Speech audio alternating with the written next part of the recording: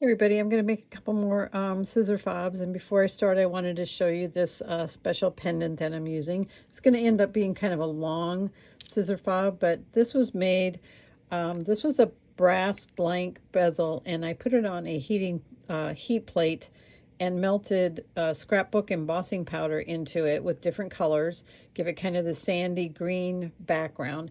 And then I took this turtle charm and I painted the top of it a little bit of gold, and I put that onto the melted embossing powder, and then this is covered in a jewelry grade resin to keep the little guy in there. And then I have the sand dollar to start that out, and then to finish out the ocean theme. And then I'm going to add the sand colored, and I wanted a little bit of sky and blue, and then a little bit of green. So that's what I'm going to go with.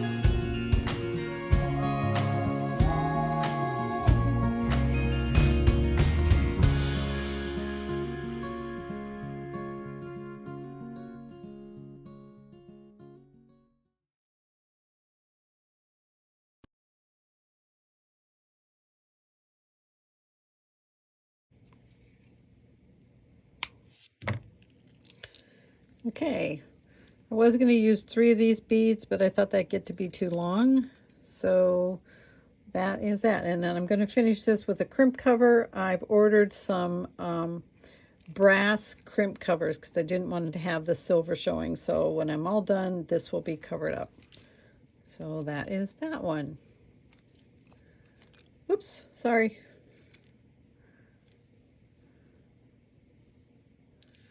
Okay, the next fob I'm going to make is starting from this necklace that I had made, that never sold. It's got a beautiful brass butterfly, and then it has a handmade blown glass lampwork bead made by a designer out of Galena, Iowa, and it is just an absolutely stunning bead.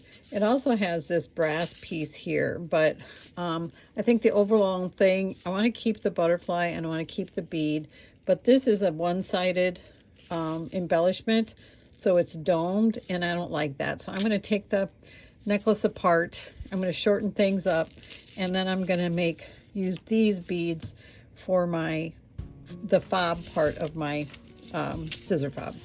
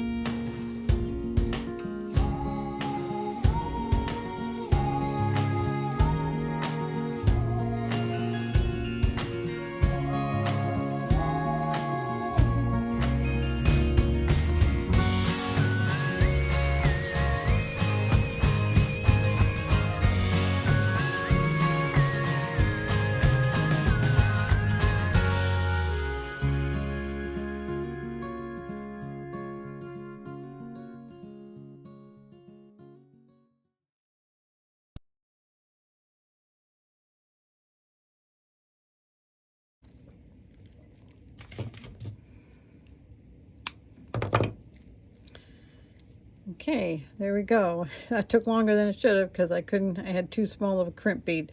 So once again, I'm waiting for some crimp covers that aren't silver, and I'll finish that top off, and that will be that one. Let me know what you think. Okay, the next piece of jewelry I'm going to take apart is, this was originally meant for Minnesota Vikings fans. It's purple and gold. It did not sell, so the necklace is going to come apart, and I could probably get 3 or 4 different fobs out of this, but let me see what I come up with for one.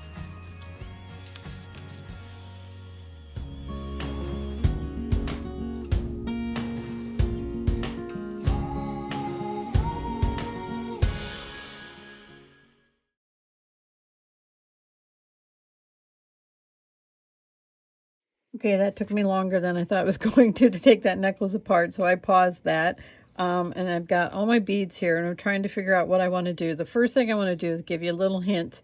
If you make your own scissor fob, is sometimes you'll have a bead that you really like, but it's got a really large hole. And if I were just to put a wire through that, it would slip around on the wire.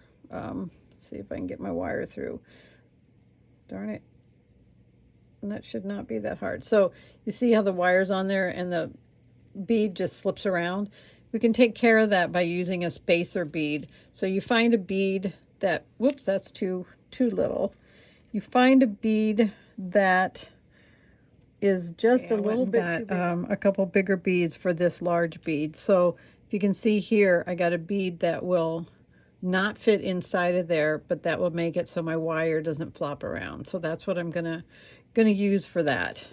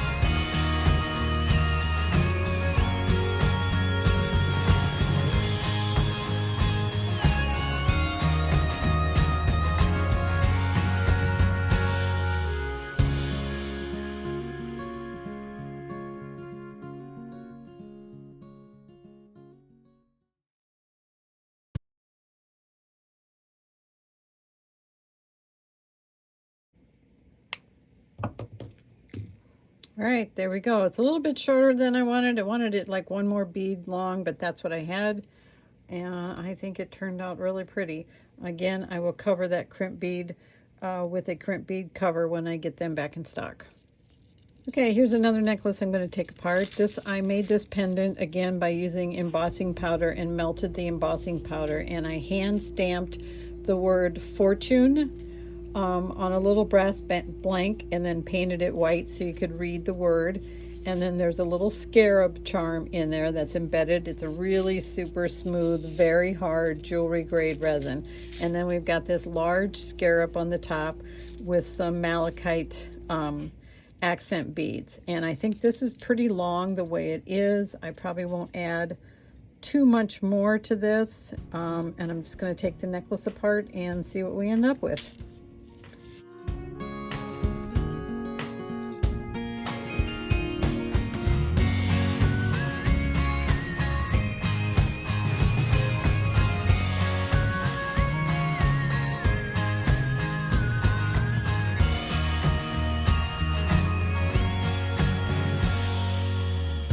I went and looked at my stash, and I don't want to add a lot of length to this, so I picked out 2 green glass beads, and then I have this really pretty black decorative bead, so that's what I'm going to go with.